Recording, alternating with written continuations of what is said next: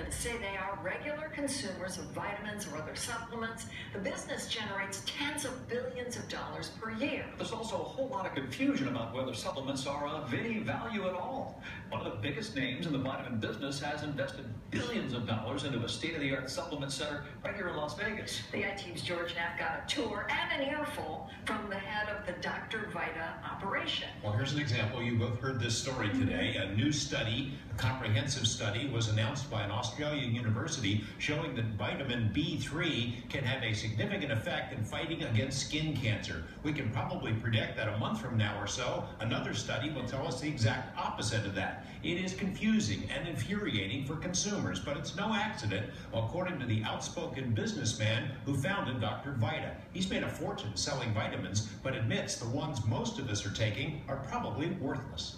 Well, the shocking part to me, George, is I can go to jail in America. I can be raided with armed federal agents. I can have my inventory seized and destroyed. I can be put out of business. I can be sued in civil courts by the government beyond criminal and be made out into a criminal for telling the truth in America. Wayne Gorsek is a political conservative with the rhetoric of a fiery revolutionary.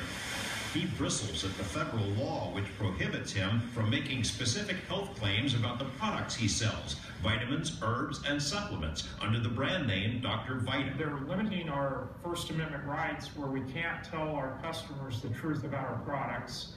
We have to water it down. Gorsek is ready to debate anyone about the proven health benefits of vitamins. He began researching nutrition at an early age, started a garage-based supplement business that blossomed into the largest online vitamin retailer in the world, then left it and started over with Dr. Vita, a sprawling facility in Las Vegas that might be the most advanced of its kind anywhere. I took $30 million of my at-risk capital that I earned from the success of my prior company, and I put it into my new company, including state-of-the-art manufacturing. The facility looks like a cross between a hospital and a spaceship. Employees and visitors don surgical suits and masks. The facility produces a line of Dr. Vita products, but also handles production of other companies' products. This machine can produce 180,000 capsules per hour. This one analyzes raw materials down to the molecule to confirm, for instance, that turmeric really is turmeric. It's state-of-the-art for detecting literally the fingerprint of the vitamin or the mineral or the herb.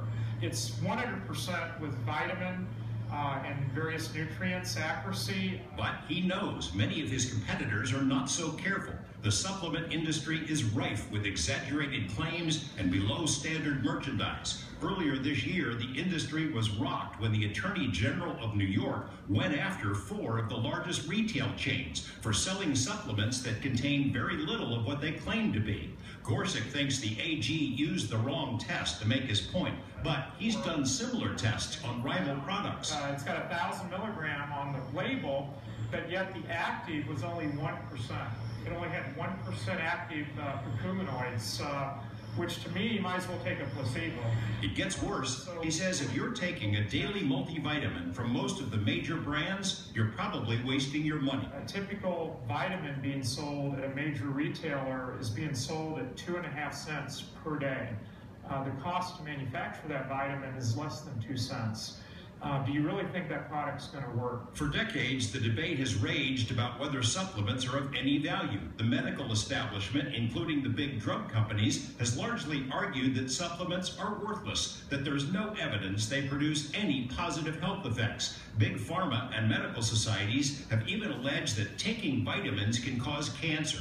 The supplement industry has fired back with its own studies, including a global assessment by Frost and Sullivan, which says the evidence is overwhelming. Proper levels of vitamins and nutrients could reduce major diseases and save billions per year in healthcare costs. Multiple studies show, for instance, that vitamin D can reduce the risk of cancer and help alleviate depression. Gorsek says the most telling proof of all is that most of the major vitamin brands are now owned by drug companies. And he says it's no accident the levels of active ingredients in multivitamins are far below what's needed to benefit your health. Why are they putting out products proven not to work? Why are they doing that? in my opinion, they're doing it so that you get sick and need to buy their drugs, which they make 10 times more revenue, and they make 100 times more profit. The preponderance of evidence from medical studies, he says, shows definitive benefits from optimal levels of vitamins and nutrients.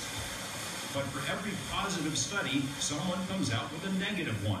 Gorsek thinks the studies funded by drug companies can be tailored to get the results they want. Supplements rarely, if ever, kill the people who take them. But prescription medicine claims more than 100,000 American lives per year.